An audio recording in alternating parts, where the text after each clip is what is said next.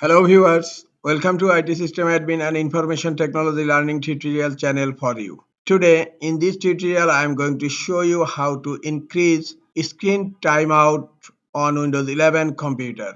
Sometimes it becomes very important for you, so don't forget to watch full video. To increase screen timeout on Windows 11 computer, click on Start menu, in search type Control Panel. Now click on Control Panel. Control Panel has been opened. The view type will be category, and then click on Hardware and Sound. Here you will find the fourth option, Power Options. Click on Power Options. By default, balanced is selected and it's recommended. And here click on Change Plan Settings.